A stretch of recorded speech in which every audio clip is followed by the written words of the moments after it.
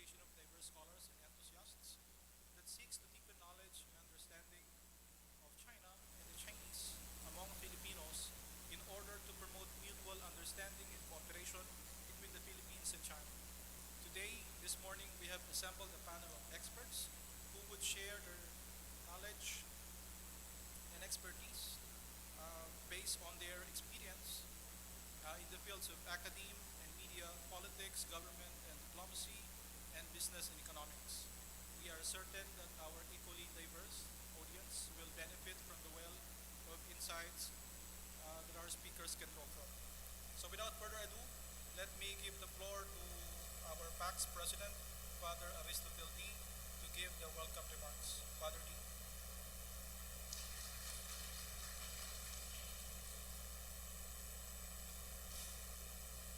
So good morning to everyone and thank you for coming. Let me just say a few more, add a little more to what Lucio already mentioned. Um, Many of you are friends from the media who may not be familiar with Xavier School. So as he mentioned, I'm the president of Xavier School and I'm also at the moment president of the Philippine Association for Chinese Studies.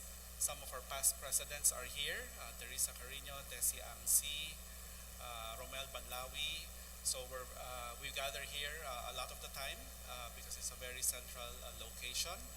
As Lucio said, this association, Philippine Association for Chinese Studies, is a group of academics and China watchers, China enthusiasts who focus very much on Philippines-China relations, and it's part of our objective really to facilitate a productive and harmonious relationship between our two countries. So we watch developments very closely and there's always so much happening, as you know. Our group is already 35 years old, more or less, so it's quite established, although very low-key. Last year, we started publishing a peer-reviewed journal. We have many publications before that, but our Chinese Studies Journal began peer-reviewed publication last year. It's available online, so you can easily find it. Chinese Studies Journal published by our association. Our second issue will be out very soon, before the end of the year. So you will see a lot of perspectives there on this area, Philippines-China relations, from scholars from around the region. So it's that in that spirit of constructive engagement and dialogue that we have organized today's forum with our ambassador designate to China and a few other esteemed speakers. So without further ado, I just want to welcome all of you and turn over the floor to Lucio, our moderator. Thank you. Thank you, Father Aridi, for those opening remarks. So let me share the mechanics for this morning's session. So I will be introducing all the speakers. They will be given 5 to 8 minutes to give the remarks. And Mr. Jaime Flor Cruz will be the first to speak, followed by former Foreign Affairs Undersecretary and former presidential spokesperson Ernesto Abella, and of course, last but not the least, accomplished businessman Mr. George Barcelona. After sharing their remarks, they will join me in the lounge and we will start the discussion. I will be asking a few questions directed to each one of them, and they will be given time to reply. This will run for about 20 minutes. After the discussion, the floor will be open to questions from our audience. This will be approximately for another 20 minutes as well. Our staff, Patrick Mansueto over there, will help me with the timekeeping. Regrettably, Mr. Flor Cruz will not be able to join in the discussion. He will be excused after giving his remarks due to some prior commitments. Thank you, Mr. Flor Cruz, for stopping by despite of your tight schedule. We know these days are very busy for you. And since Mr. Flor Cruz would not be able to join us later, after the introduction of all the speakers, we will invite the member of the PACS board that are present in the room to join in the photo op.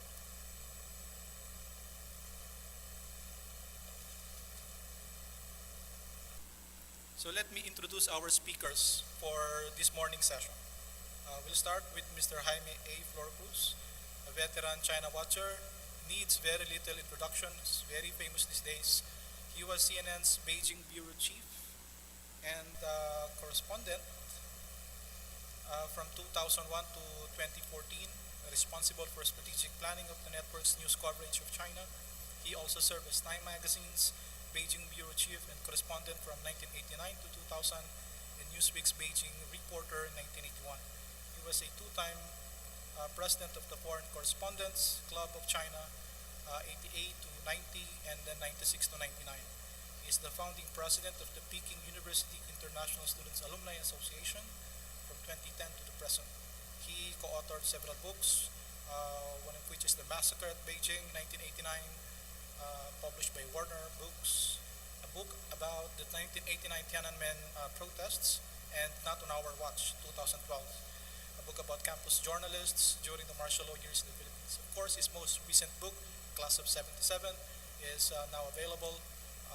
He had delivered here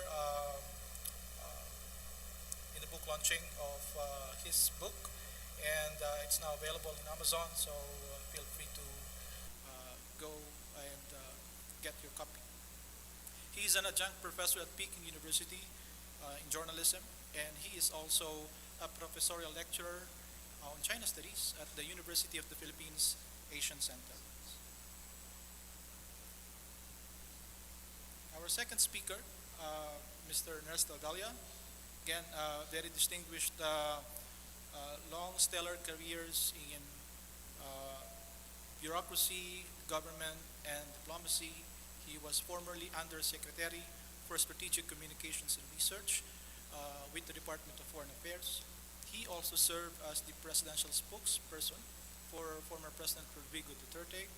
He is a columnist for Sunstar Davao, and he is also, I think, doing consulting and also into agribusiness. Mr. George Barcelon, currently serving his second term as the president of the Philippine Chamber of Commerce and Industry. He also leads the Integrated Computer Systems Incorporated and Paramount Vinyl Products and Interpolymer Corporation. He sits on the board of BDO Unibank. He is a representative of the private sector in the Industry Development Council and the National Competitive Council, and is the chairman of the Philippine Exporters Confederation Incorporated. Gentlemen, we are honored by your presence. So may I invite Mr. Flor Cruz to give his remarks. But before that, can we have a photo op with all the speakers and also with the member of the board of directors and advisors that are present in the venue.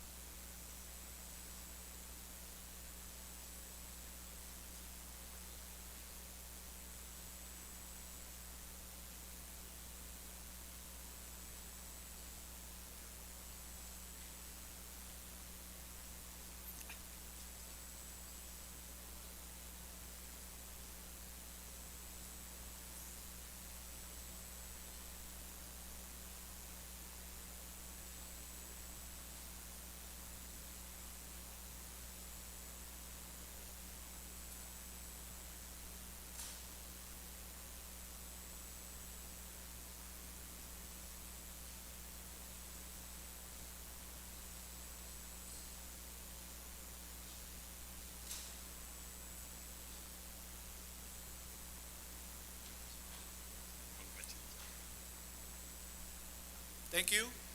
May we now invite Mr. Flor Cruz to give his remarks. Thank you, Lucio. 大家好. Good morning, everyone. As Lucio mentioned in introducing me, I am a media person, and so you must expect that I will be media friendly, but not today. For obvious reasons, I cannot talk on the record, much as I wish to, it's easy to be a pundit, to be an opinion maker, but I am about to take up a different role, and so I have to be proper, a boring proper one. But I still wish to share with you, off the record, some of my thoughts on the prospects for Philippine-China relations. None of which is earth-shaking. I'm sure you know a lot of what I'll say this morning. But just to say, I hope it will give you a little hint on what I have in mind as I prepare to take up my new role. So, I'm Jaime Flor Cruz, Jimmy in Chinese, Lucky Rice. I am the Vice President of PAX, the host today, and I'm very happy to be here with you at this important forum. In our world today, there are many trends and events that are very worrisome. The COVID pandemic has brought pain on many people and disaster to many countries, and we are not yet out of it. Moreover, we face Russia's war with Ukraine. We face a global economic downturn, environmental crises, and deteriorating relations between the world's two most powerful nations.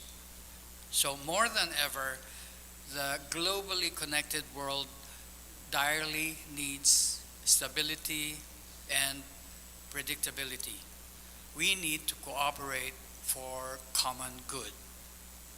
Now, the Philippine-China relations have been mostly good, but they have not always been smooth and easy. We disagree on the issue of sovereign rights and maritime jurisdiction. We have diametrically opposed views with respect to the arbitral tribunal award. However, we do not regard these differences as the sum total of our bilateral relations. We seek to manage, if not resolve, our differences through bilateral and multilateral diplomacy. So amidst our differences, in spite of our differences, we should take advantage of the current momentum of growth, of our cooperation in trade, investment, tourism, education, and other people-to-people exchanges. We should continue engagement with China. Why? Geography is destiny. We are within each other's backyard. A good neighborly relations must be our priority. China remains the most dynamic and fast-growing economy among the major nations, and it is expected to emerge as the world's largest economy in a few years. Another point, China has emerged as a geopolitical influencer. For good or for ill, whatever China does or does not do has impact on our lives. Sabi nga nila, if China sneezes, we catch cold. We are increasingly getting involved with China, not only through our bilateral dealings, but also in multilateral settings like the United Nations, the Climate Change Conference, the WTO, and of course, the ASEAN and other institutions. Besides, China offers benefits as a source of technology and capital in various sectors like infrastructure, renewable energy, agriculture, telecommunications. They have a lot of what we need at home. All told, as of a year ago, China remains our country's largest trading partner, our number one source of imports, and our number two export market. It's also a major source of foreign investment and, pre-pandemic, the second largest source of tourists. there are much more that binds us with China than what divides us. But challenges remain. The West Philippine Sea issue remains the most challenging concern between our two countries. Still, it should not prevent cooperation in other areas, and it should not undermine a thriving relationship that is vital to both sides' mutual interest. So what are ways moving forward? I'm sure my colleagues later will discuss the nitty-gritty issues, the geopolitical and bilateral issues. But I wish to focus on two things: communication and mutual understanding through people to people. We must improve communication and mutual understanding, because sometimes I believe our two sides are making assumptions about one another that may or may not be valid.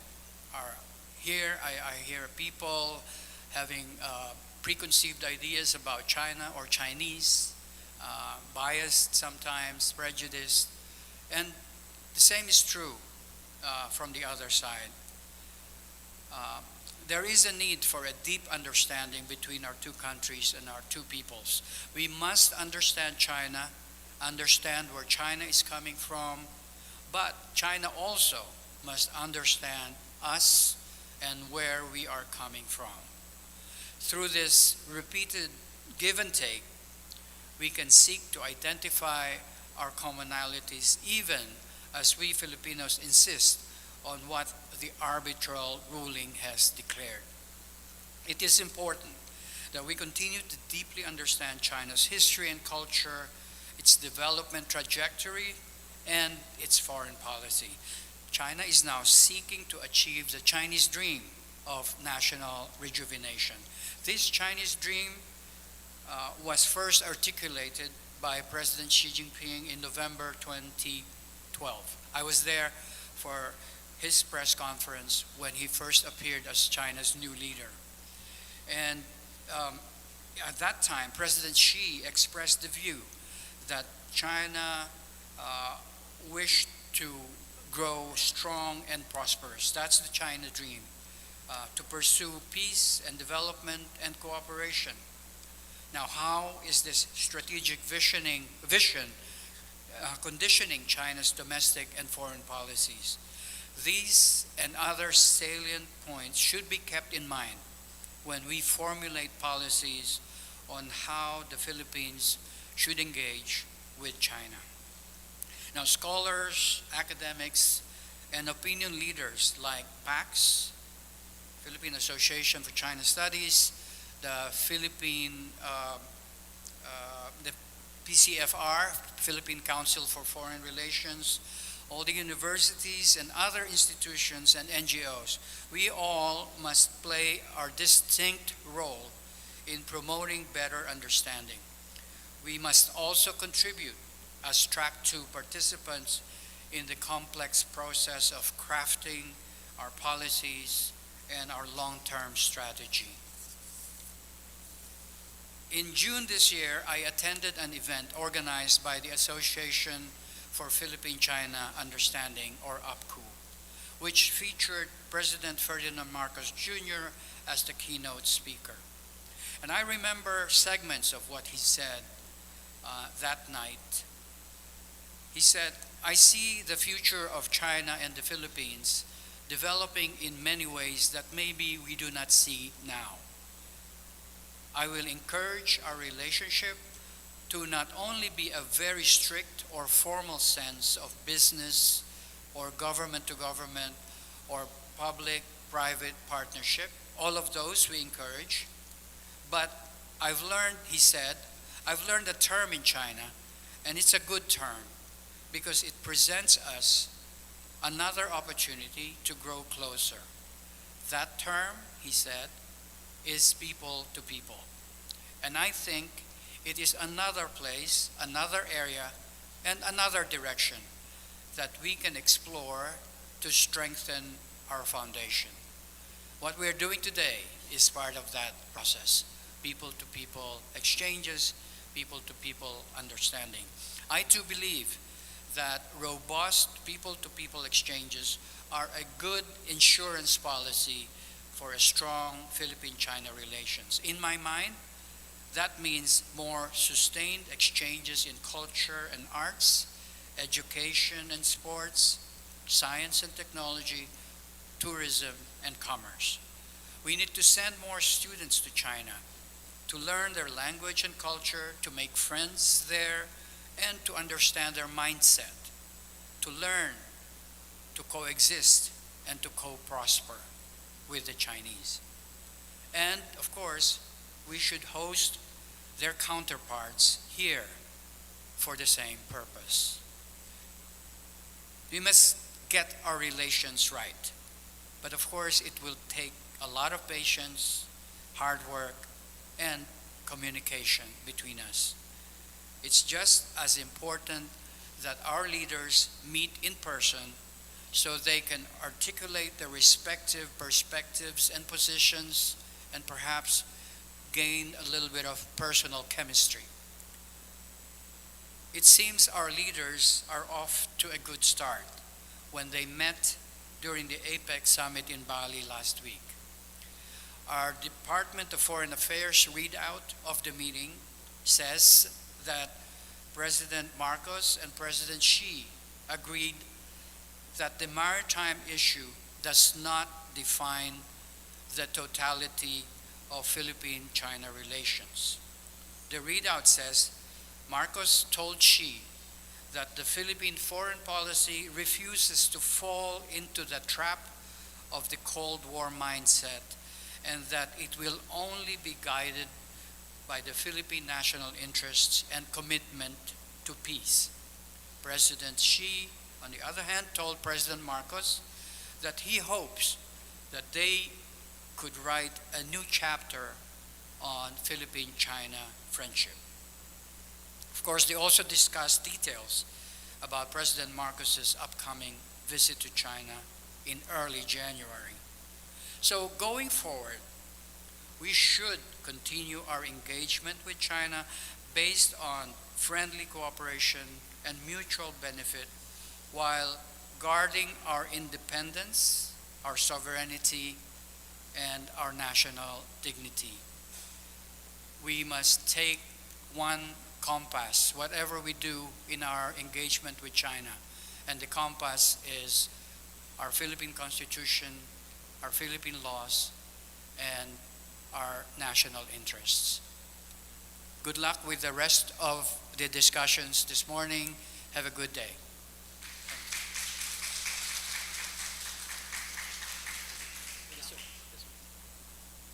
Thank you very much, Mr. Jaime Flor Cruz.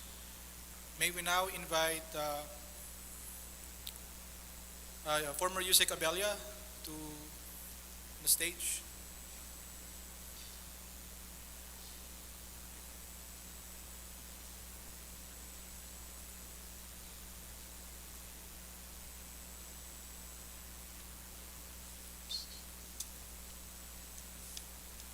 Thank you, Ambassador. As you would say, AMBA designate. Yeah. It looks like we were looking into the same page in several points there. But this morning, the topic on prospects for Philippine-China relations, I'd like to view it from a national security perspective. Simply because, coming from the FA before, that was an important angle, and that much policy is based on that. The National Security Strategy 2018 is the Philippines' first such publication and follows the National Security Policy 2017-2022 for change and well-being of the Filipino people, overarching principle that national security and economic development are closely intertwined and mutually reinforcing concepts.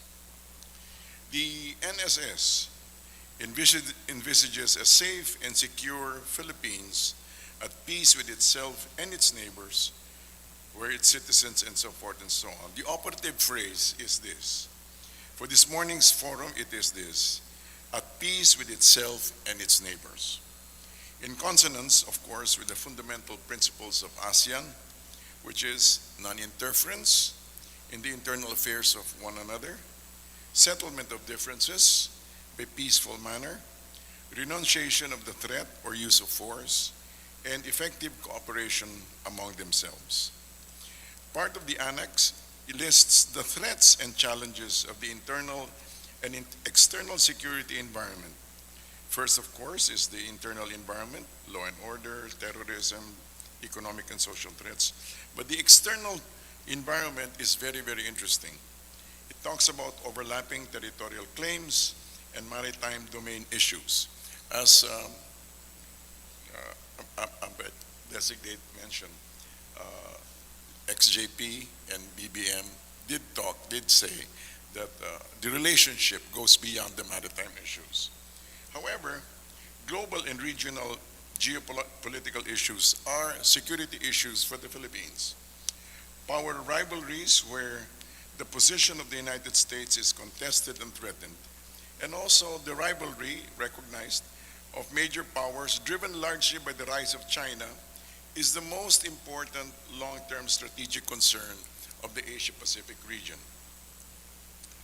ASEAN concerns arise from China's significant trade and investments, as well as territorial claims in the WPS/SES, and the Philippines views China active and aggressive presence in WPS/SES as it's been rationalized as number one because of its growing need for food sources, increasing demand for energy sources, and renewed stirrings of nationalism.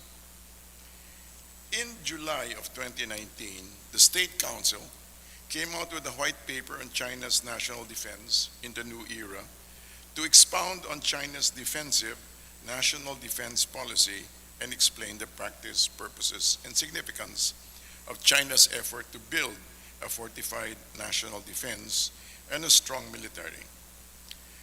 Helena Legarda of MERIX, a German think tank focused on China, comments on China's new international paradigm.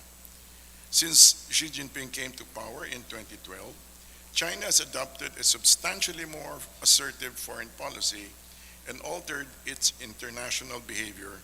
And underlying this new approach is the party's new and expanded concept of national security.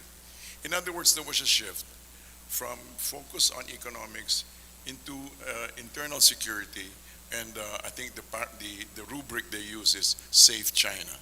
There's a word in Chinese, I can't quite pronounce it, but Save China.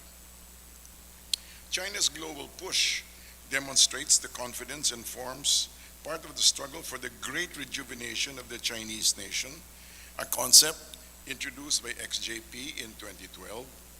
Its goal is to restore China to its former status as a global power by 2049. In Beijing's eyes, China is not a rising power, but a returning one. I think it's very key. Not rising, but a returning one. The Western-dominated order is viewed as a historical anomaly that therefore can and must be reversed. So there is now an understanding that there must be a reshaping of the world order. And the white paper introduces the concept of shared destiny. Asia-Pacific countries are increasingly aware that they are members of a community with a shared destiny. The Shanghai Cooperation Organization is forging a constructive partnership of non-alliance and non-confrontation that targets no third party, expanding security and defense in cooperation, and creating a new model for regional security cooperation.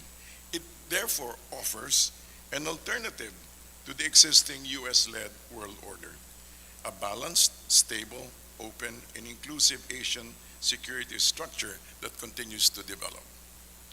Joe Biden, in the direction China is taking, in his introduction to their national security strategy published in October 12, 2022, very recently, he says, "We are in the midst of strategic competition to shape the future of the international order. The People's Republic of China harbors the intention and increasingly the capacity to reshape the international order in favor of one that tilts the global playing field to its benefit even as the United States remains committed to managing the competition responsibly.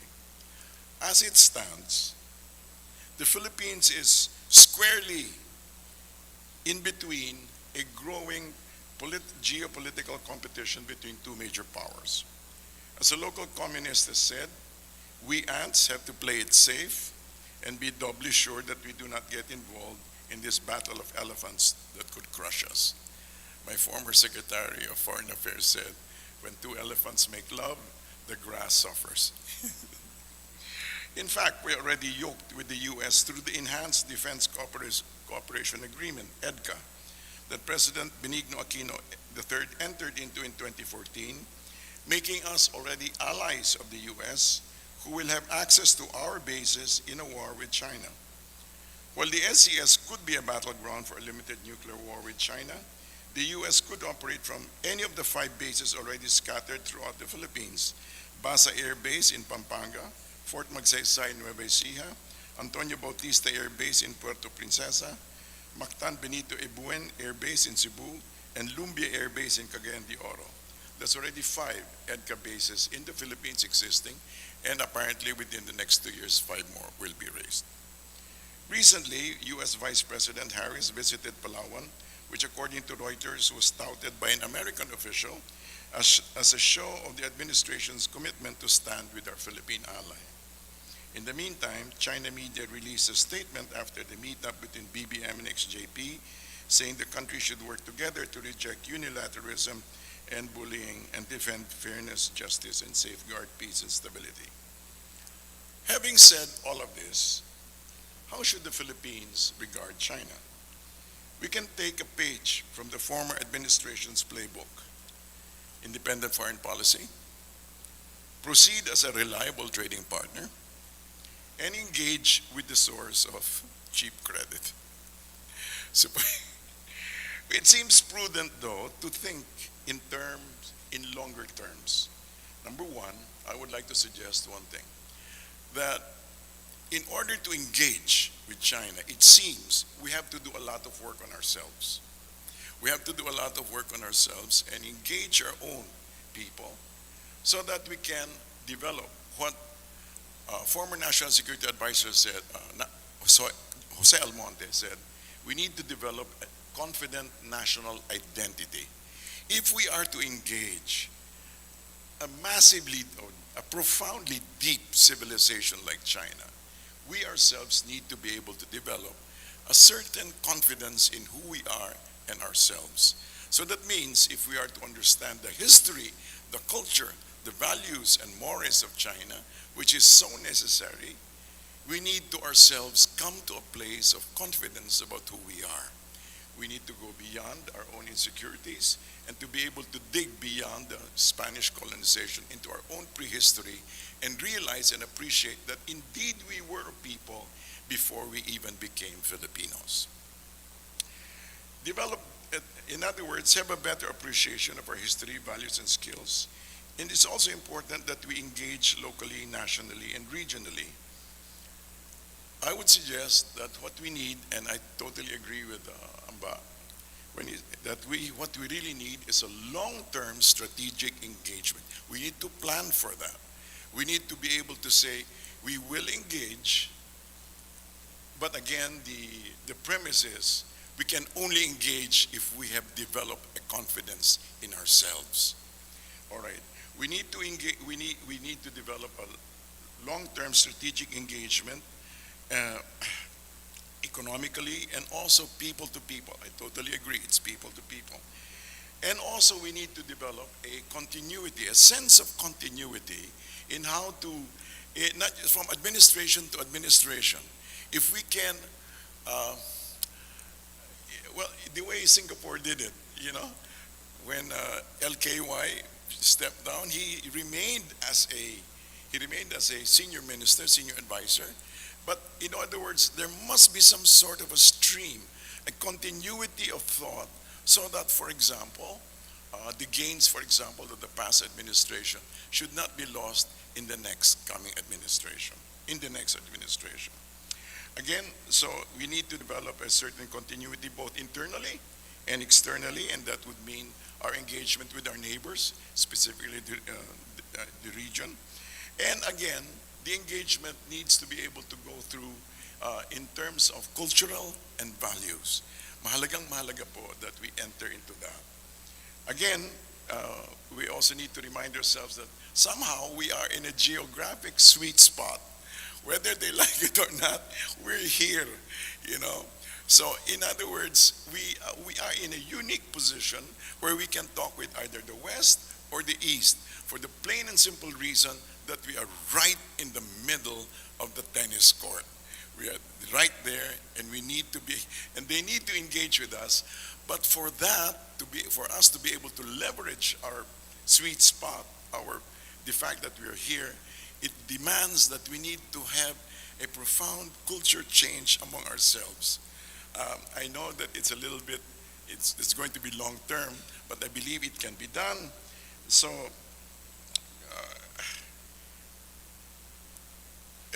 going back, so I'd just like to end with that. The key word for me is that we need to accept that we will need a long-term strategic engagement with China. In terms of economics, in terms of people exchanges, in terms of exchange of values, for us to be able to see our own particular dream. And I believe we need to think in longer terms, not just in increments of 6 years, 6 years, 6 years. We need to be able to think in longer terms and to see that there is a horizon beyond. There's a horizon beyond 6 years. So that is all. Thank you very much.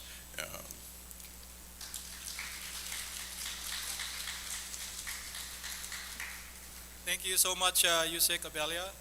May we now call in Mr. Barcelon to give his speech. Thank you, sir.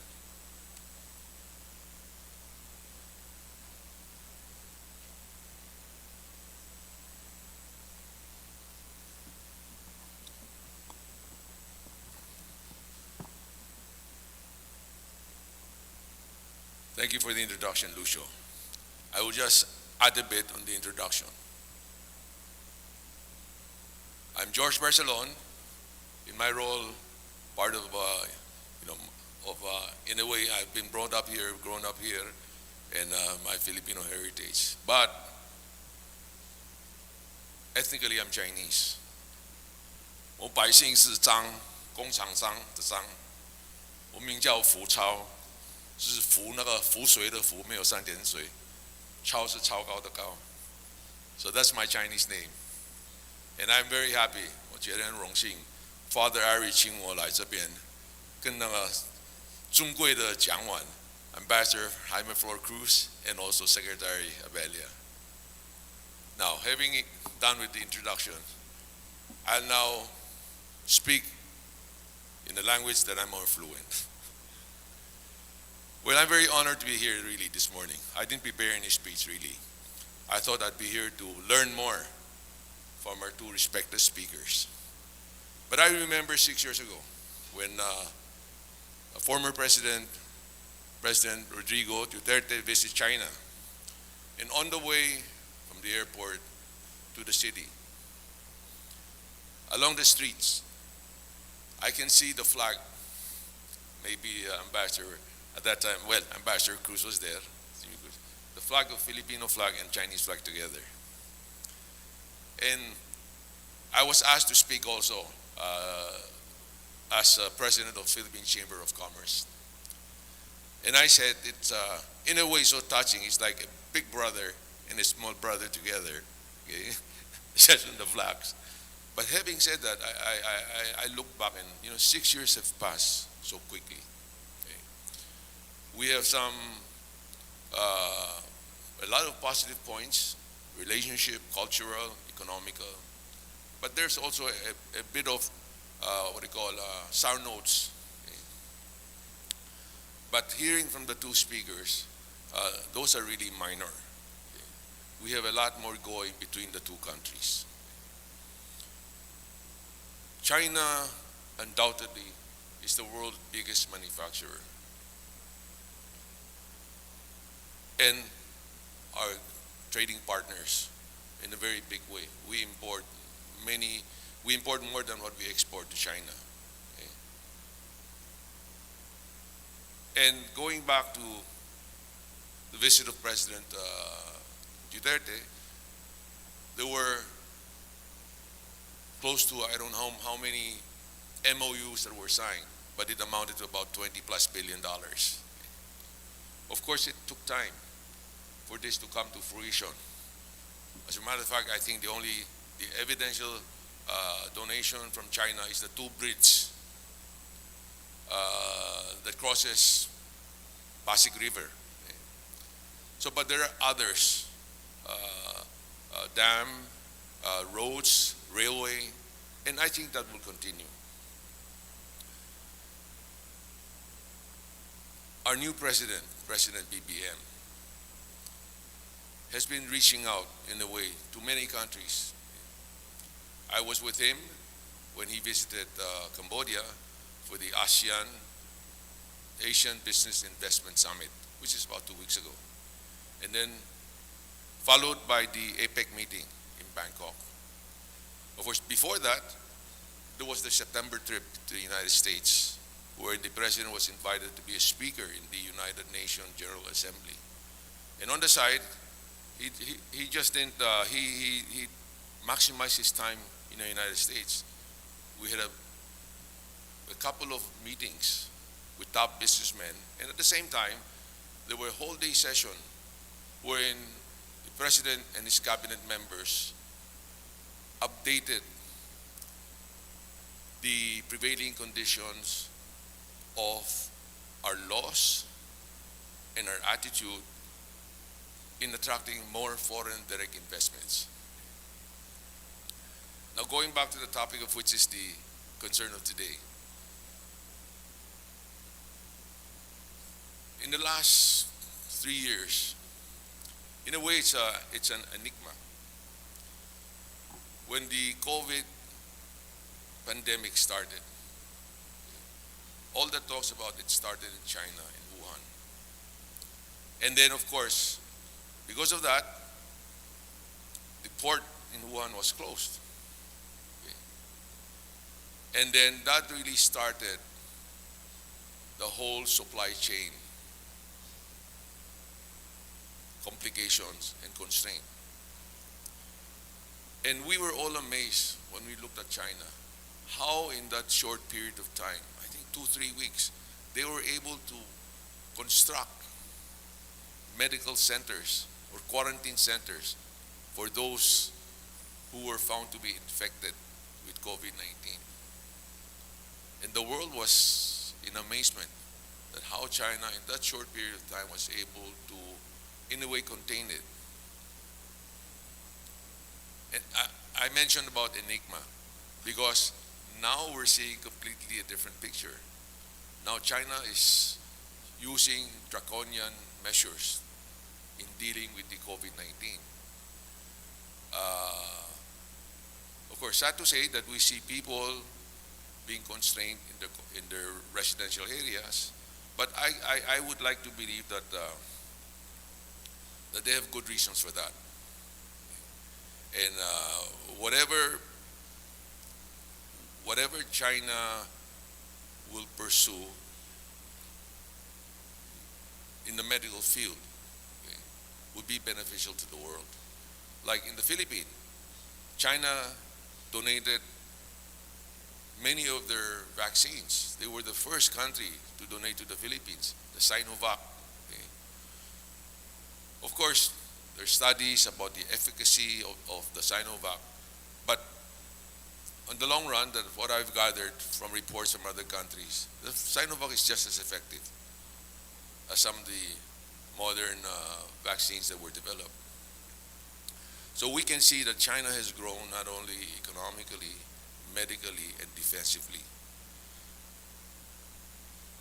The other day, I just happened to chance into the YouTube, and I saw the air show, I think it was in Shenzhen. And China brought out the latest fighter plane. The fighter plane are now quite advanced compared to Europeans or American fighter planes. So I said, China in the last 3 decades has really gone a long way. And I would like to hope that all of this investment in the defense is for deterrent purposes. As was very well said by Secretary Abelio, we are right in the middle. And I, in many occasions, heard President BBM said, we will fight for our sovereign right. We will not give an inch of our land. And I think in the visit of, in the talks of President BBM with President Xi Jinping, I think it's clear that both countries value the relationship and would like the cultural side of it, the economic side of it, to be in the forefront. And we in the private sector, we have many companies, and me myself, I deal with some of the biggest company in China, like Huawei. And they are really more focused on the trade sector of relationship. I know they've been, in a way, affected badly by how the narrative has been in the West, not allowing Huawei equipment, the G5, to be installed. I've talked to some of the higher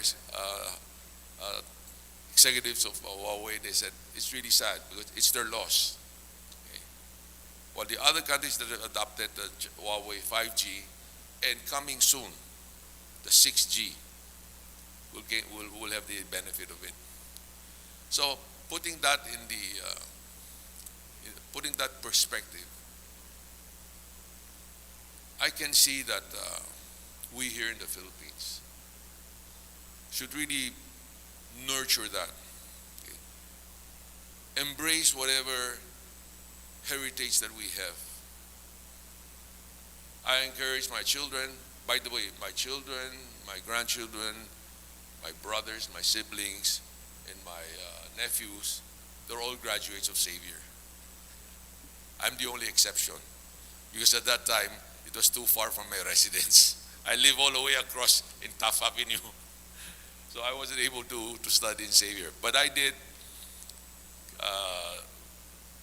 My second brother, I did convince him.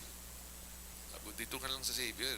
You know, nice campus and prestigious Filipino-Chinese school. So from there on, we're all Xaverian, and for the girls, the neighbor school. So this is something that we should embrace. We are Filipinos, but having that is an advantage.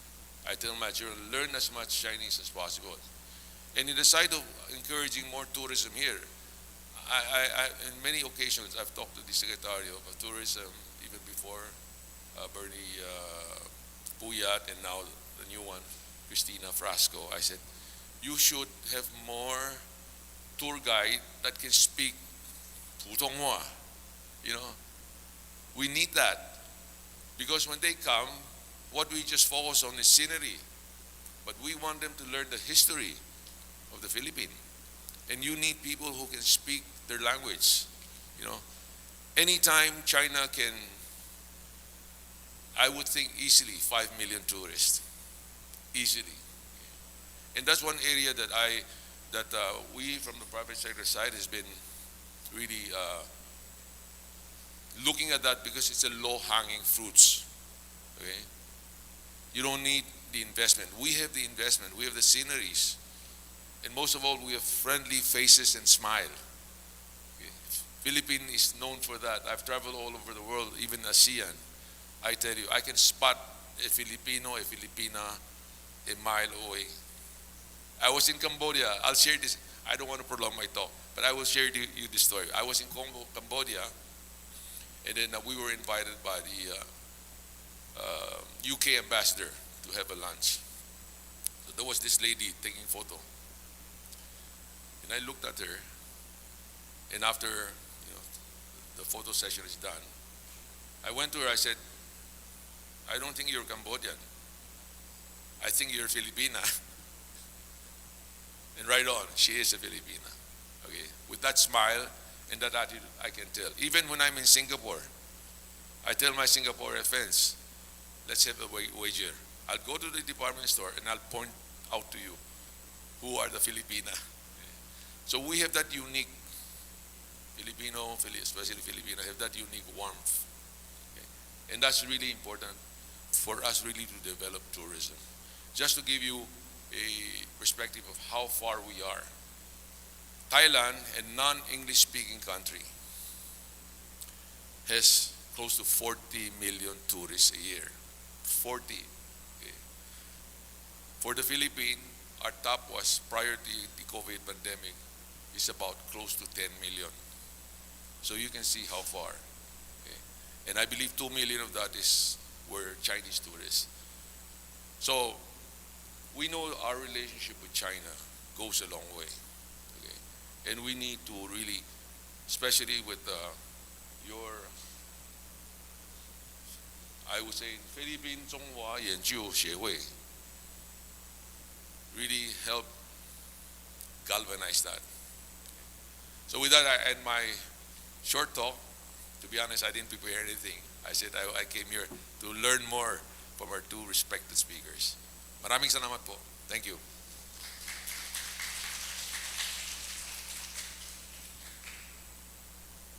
Thank you, Mr. George Barcelon.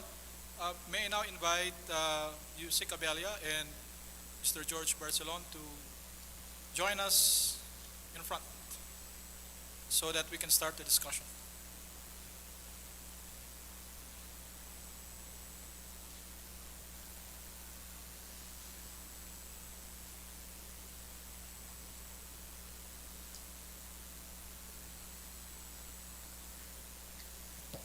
Marami po salamat.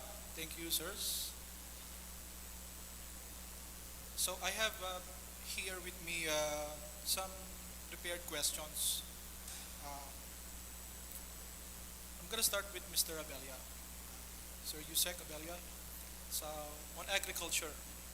So there are several cooperation areas that both the Philippines and China aim to focus on, and agriculture is one of them. So I'll just cite a few information. So last year, about a quarter of the Philippine employment came from agriculture, and we have about 10.66 million Filipinos working in the farm. The Cavendish banana industry in Davao region alone, in Mindanao, employs about 240,000 workers.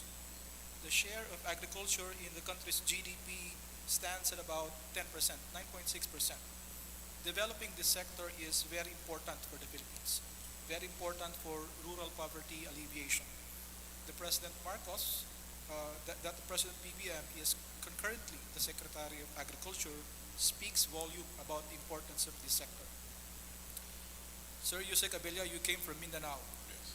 and especially Davao region, the heart of the Philippines' tropical fruit industry, our national fruit basket. Based on last year's data, the Mindanao, the island, delivered 84.3% of the country's bananas, 88.1% of its pineapples, 61% of its coconuts, 83.5% of its coffee, and the nation's leading producer of cacao. In addition, 78% of our durians also came, especially from the Davao region. In recent years, China market has become a major force in Philippine agriculture. Last year, we exported about 490 million worth of bananas to China. Between 2019 to 2021, even during the pandemic, our pineapple exports to China hover around $100 million every year from 2019 to 2021. In the last 30 years, Japan has been the country's largest market for bananas. Last 30 years. But in 2019, it changed. China surpassed Japan to become the biggest market of our number one fruit export, is bananas. Last September, China cleared the way for the Philippines to directly export durians, our durians, beloved durians, from Mindanao largely to directly reach the Chinese market. Now, of course, we know China is the world's largest consumer market. Many countries are eager to get a better share of the pie. How do you foresee China's role in Philippines agriculture, more than market access and more than a source of farm inputs like fertilizers? I think recently China made the donation of about 20 million tons of urea fertilizer, which is very important because of the constrained global supplies of this vital commodity. So how do you think, what further space in agriculture can Philippines and China work on beyond China giving more market access to Philippine agriculture? Is there any space for China to invest in the Philippines to help us modernize our agricultural sector? From my perspective, from my experience with banana growers, I think there is yes, I believe there is a space for that, but what I would like to emphasize also is because there tends to be a lot of wastage in terms of exporting, and there's a lot of bananas that are not accepted because they have to be a particular size, color, and everything. I believe what we can do though is what the Philippines can do is actually develop. We can start processing those excess bananas, those wasted bananas, and for example, turn them into flour, ketchup, and stuff. And that is where I suppose we can encourage foreign direct investments in terms of the building of factories, and also so that we can have more gainful employment for many people. Yes, there is a space, but I believe we also need to upscale, upgrade, and begin to develop more value-added products. For example, there's the Ukraine crisis, and has already resulted in a lot of shortage of flour. But if, for example, if we develop banana flour, because there is a lot of that, then we could practically discover we could actually develop more. We could expand the menu of products that we actually export, let's say, to China, and then they can actually invest here, and then we can employ more people. It can be a circular economy. Thank you, sir. Sure. Mr. Barcelon, infrastructure is also one area expected to get a boost in Philippines-China relations. In the last 20th Party Congress of the Communist Party of China, China stated one of its goals is to develop high-quality Belt and Road Initiative. And we know that there's a clear convergence between the Belt and Road and the previous Duterte administration's build. And now the current administration's build better, more. So there are like 3 railway projects under renegotiation. But in a way, I think China is also in a dilemma in the Philippines. If they invest little when there is warm relations, they get to be criticized. But if they invest too much, they also get to be scrutinized. And their investments sometimes raise suspicions, if not concerns. Do you think Chinese investments are, especially in the infrastructure and energy sectors, are they being overly securitized? Are they being overly politicized? Do you think that this creates an unwanted impediment to attracting more Chinese capital in these sectors? Before answering that, Lucio, I'd just like to go back to the agriculture issue. We just had our National Philippine Business Congress conference. And one of the resolutions that we had was we wanted the government, the legislators, to revisit our agrarian law, because here we limited to 5 hectares only. And we made a survey on the average, the farmers are just stealing 1.5 hectares. Kasi pinahati-hati over the years. Okay. So that's one area, because we need to really have a bigger plot of farmland to increase productivity.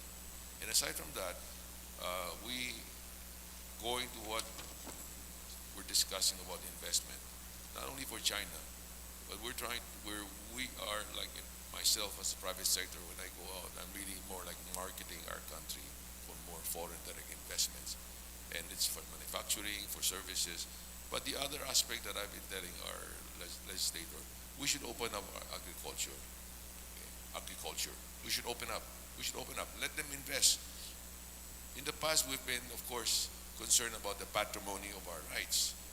But the thing is, we are importing a lot of agri-products. We cannot produce enough locally, so we import.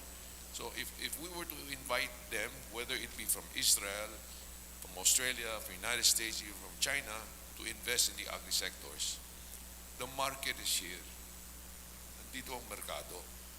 Whatever that is produced will be consumed, and that will be dollar saving for us. And in our side of things, in the manufacturing industry, our cost of living base, a big part of it is food related. Pag may devaluation, shortage of agri-products, tataas ang presyo. And that's why every year we have this clamoring for wage increase. While other countries like ASEAN, like Thailand, Vietnam, stable yung ano nila, yung bilihin nila. Okay? That's why they're not like us. Every year, increase of wages. And the more we increase, the more we lose our competitiveness. Okay? Now, in addressing that issue on China's investment, I think of course, they have a broad program for the Belt and Road. Okay? We're not part of that because we're not linked to that other countries like Thailand, Cambodia, Laos, and we're not. But of course, we welcome China's investment in our country, or extension of ODA for our roads, for our water dams, for the train. You know, first is they have the technology. The high-speed rail, China is really way advanced. China has about 40,000 high-speed rail in China, and they're projecting to increase, I think, about 20,000 kilometers more in China. US as of now, ongoing project, less than 2,000 kilometers. So you can see the disparity. We're not saying we're favoring China, but just on the technology alone, they are way ahead. And we should, in our development on mass transit to improve our mobility, definitely if China were to help us along that line, that would be more than welcome. Okay? But they can really, other areas that I think down the line, they may need us. Why? China's population is aging. China, on the average, the Chinese population is now almost 40 years old. Same as Thailand. Okay? We're one of the youngest. Kaya sinabi ni Secretary Abella, demographically, we're sweet spot. We're just about 25 years average. So those are indicators that we need to develop our agriculture. We have unique fruits that we can export to China, not just banana or pineapple, but a lot more, no? And also for food security. But all of this also requires the infrastructure, farm-to-market roads, cold storage, and China has all of this. And I hope they look at the Philippines from that point of view on the upgrading our agricultural sectors, and which is linked to the infrastructure that's needed. Thank you. Thank you. Sir Yusek Abella, my next question is about the intersect of agriculture, trade, and diplomacy.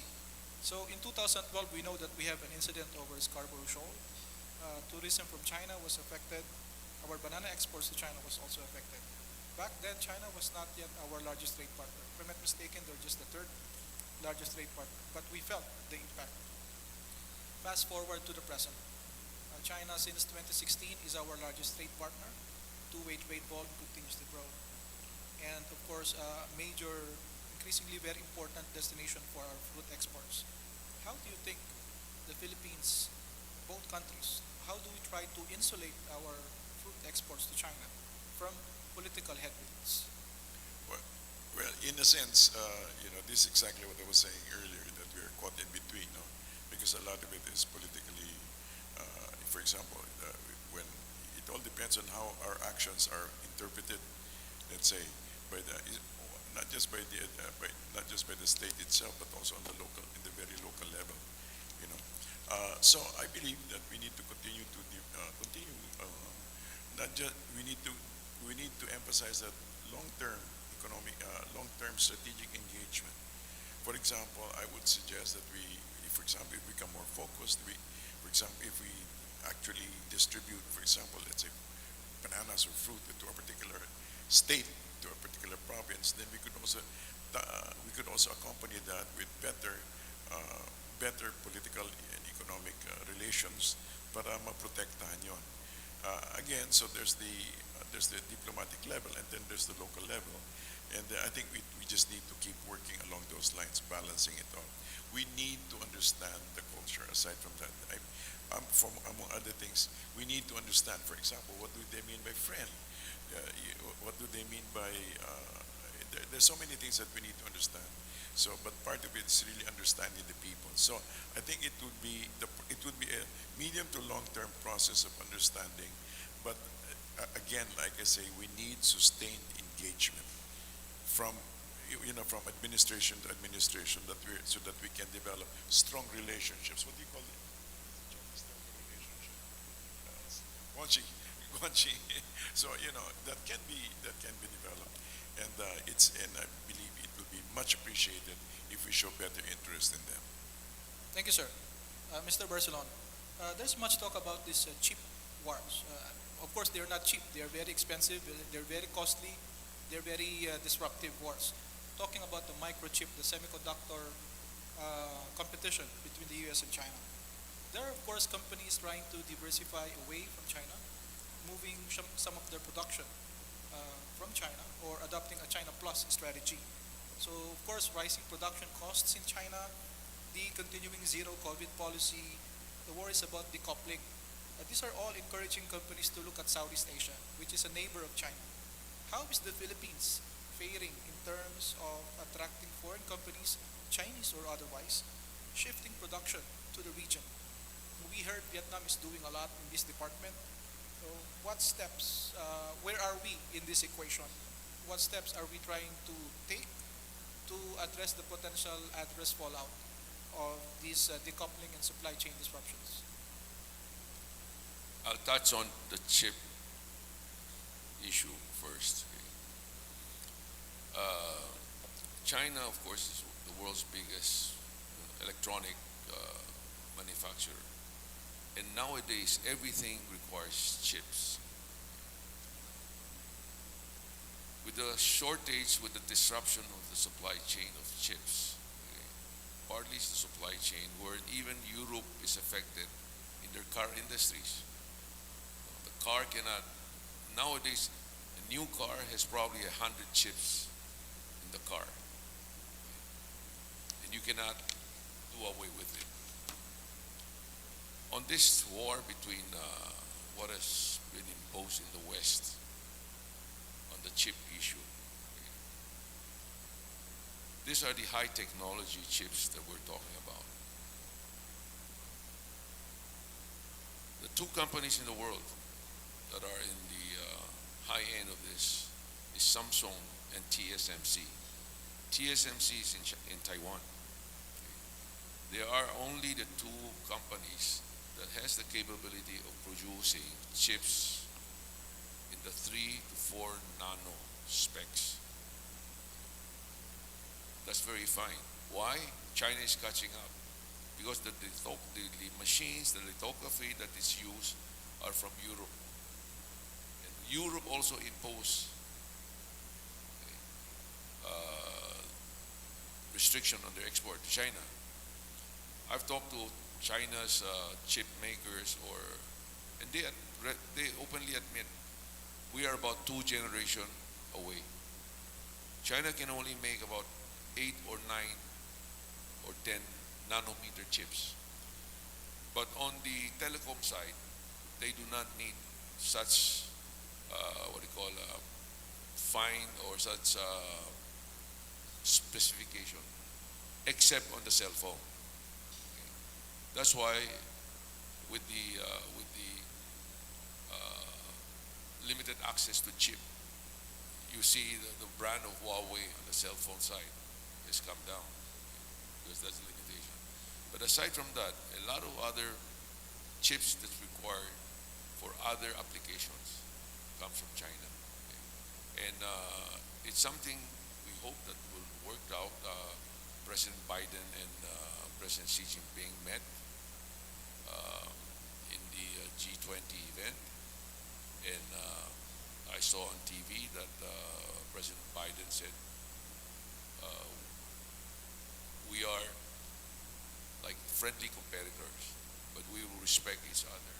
Sovereignty, we're not questioning the one China policy, which for China is the line that cannot be crossed.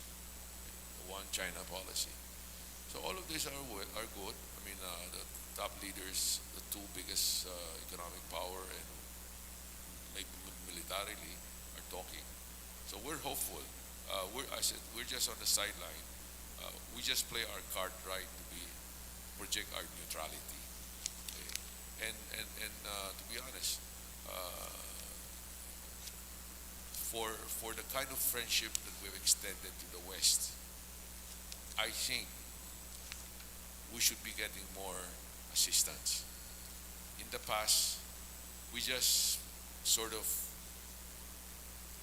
a quiet alliance with the country, which of course we have history also with them. But it's about time that we should really get more from both sides. Yusek Abellia.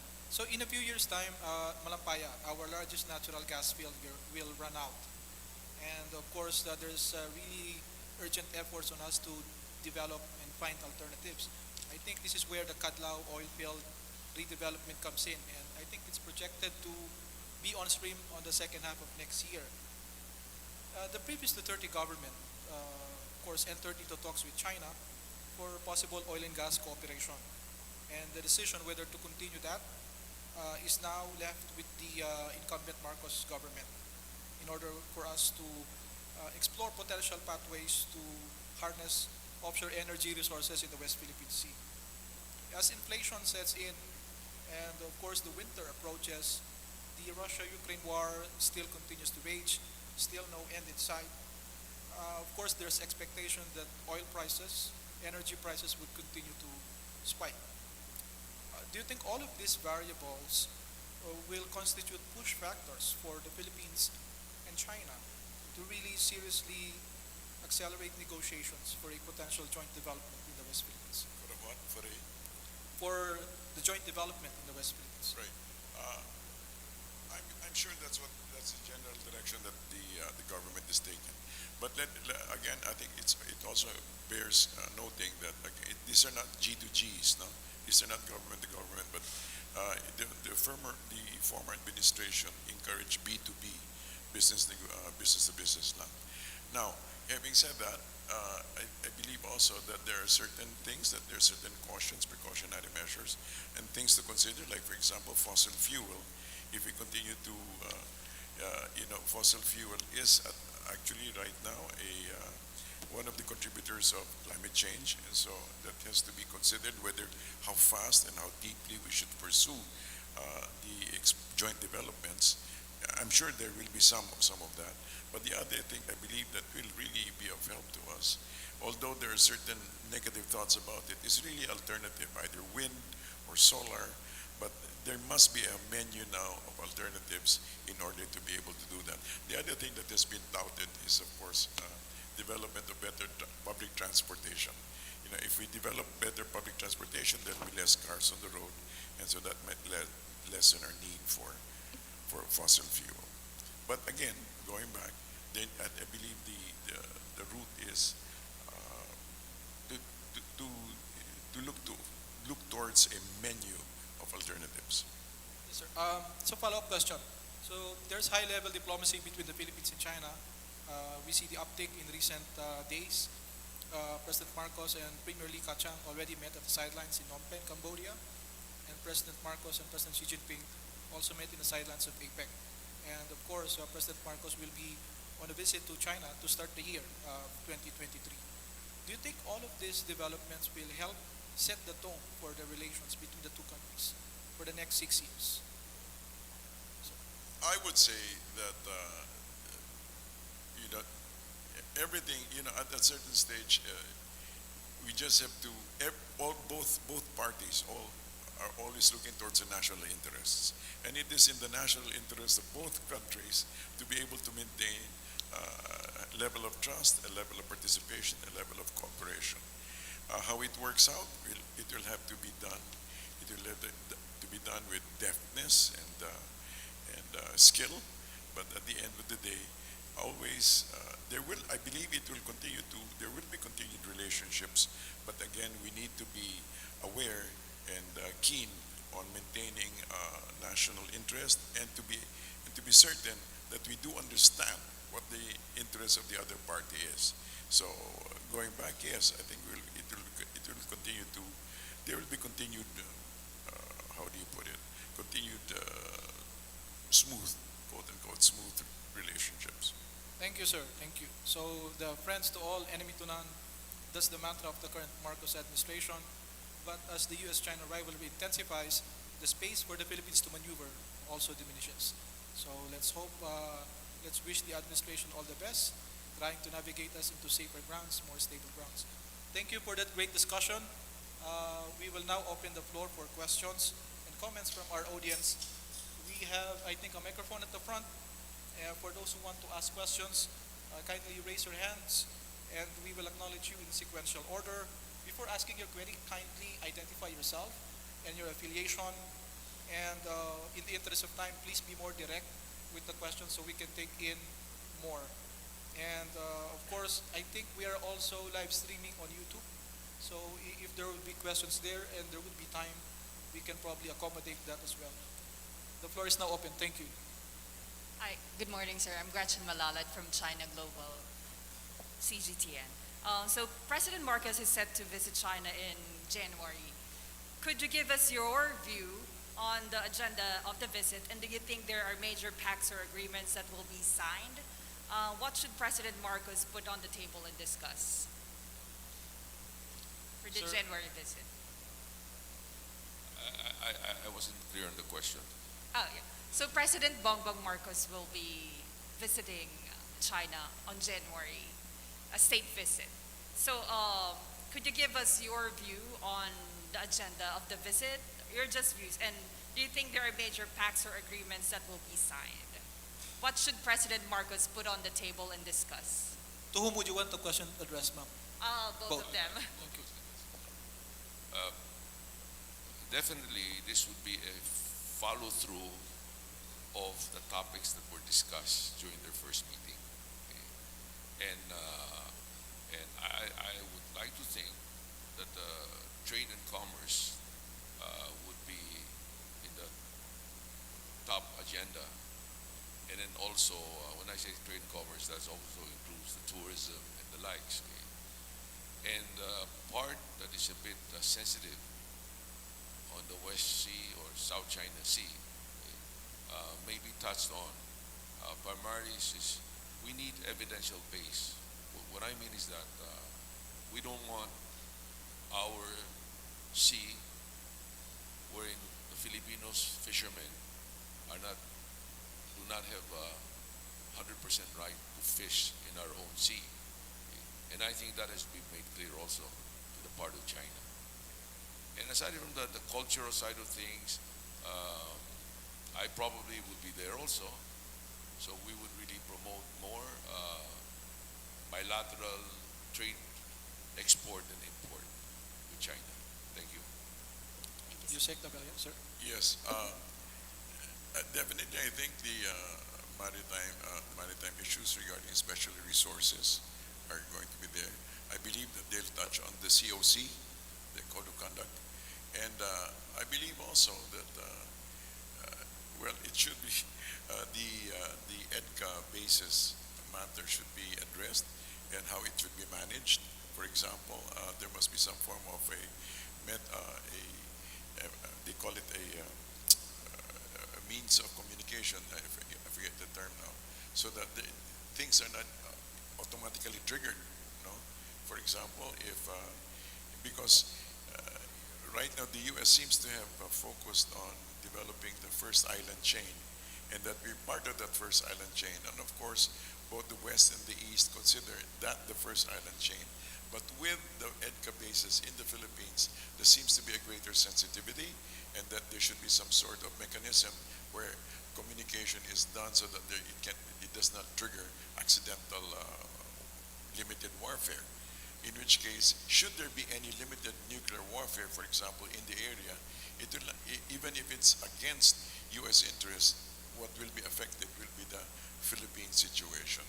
And especially that there will be 5 more EDCA bases in the coming 2 years. I think that's one of the things that should be addressed, and with urgency, with certain urgency. Second question. Yeah. Excuse me. Do we have other questions? It'll be fast. Okay. Okay. So the new administration has taken a shift on its ties with the U.S. Do you think this would affect the relationship, our relationship with China? Which one? You mean the EDCA bases? No, with the recent visit of Vice President Harris. So do you think this would affect our relationship with China? Personally, I don't think so. I mean, these are slight hiccups.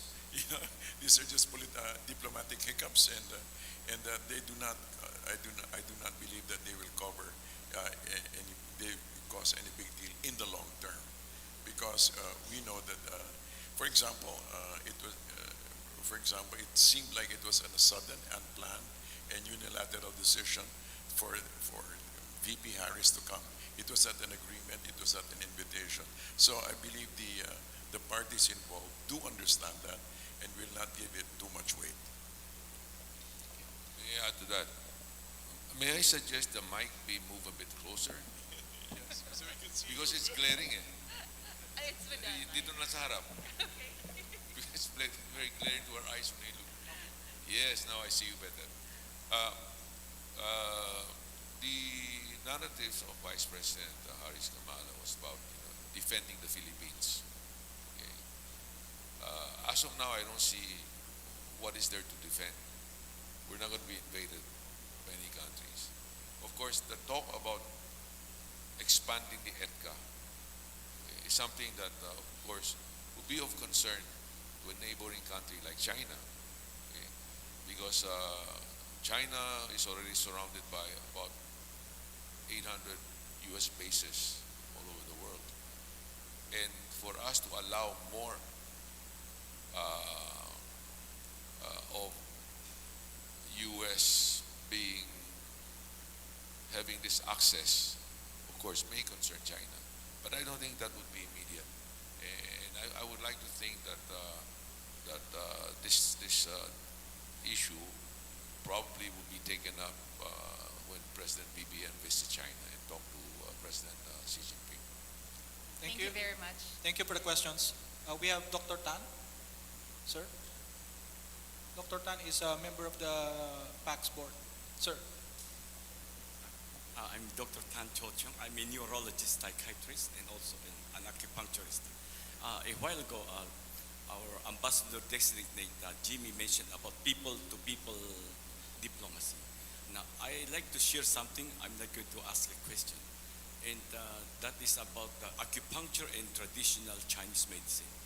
And acupuncture and TCM, they are already playing an important role in our healthcare system. And this year, the Philippine Academy of Acupuncture and Confucius Institute and also the Beijing Institute of Acupuncture and International Training Center, they come up with a 3-party MOA wherein the Beijing Institute of Acupuncture will train the acupuncture here in our country.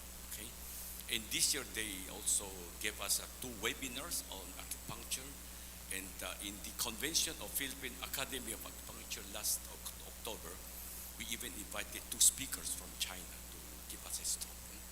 And the Philippine Institute of Traditional and Alternative Healthcare System of the DOH, okay, also is coming up with a MOA with Fujian University, where in the Fujian University will help our country do researches on herbal medicine. They will give us the technology, and the main focus will be the Filipino herbal medicine. So you can see that acupuncture and TCM, they can play a role in our healthcare system, and it will be integrated into our culture. And it can also play an important role in people-to-people diplomacy. Thank you, sir. Surely health and medical cooperation is one area that also needs to be explored by both sides. Thank you, sir. Do we have other questions from the floor?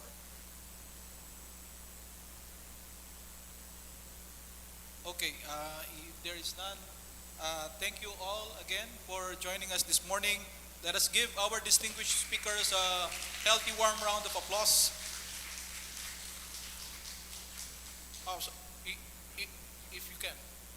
There's one more who would like to ask questions. Please. Hello, I'm Mike Aguirre. I'm representing Global and UHY, an accounting firm, and a law firm. My question is about ODA, sir. From, I think the previous administration is purely ODA now. There's a shift to hybrid PPP, no? So are we seeing a more of infrastructure project or a continuation of the build from the previous administration to the more realization of the golden age infrastructure, as they say, in the next year administration, sir?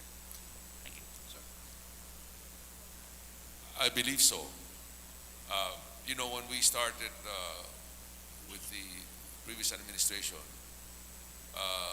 the financial situation in the world, towards the Philippines, were not that open. Okay? So the previous administration, rightly so, they used the ODA. Okay?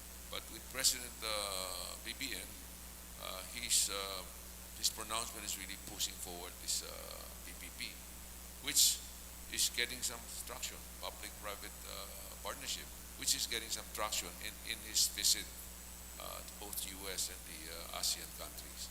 So it's a good thing for us. And yesterday there was a forum that was held in Ayala, and Secretary of Finance Ben Diokno also touched on this point, that moving along this PPP would definitely be a positive for us. Thank you. Thank you. Thank you for the question. So, Thanks, sir. so again, let's thank our distinguished speakers, and we hope to see you in our future events. Welcome. You're always welcome with PAX. Thank you and mabuhay. By the way, we have coffee and tea, some snacks. Please help yourself.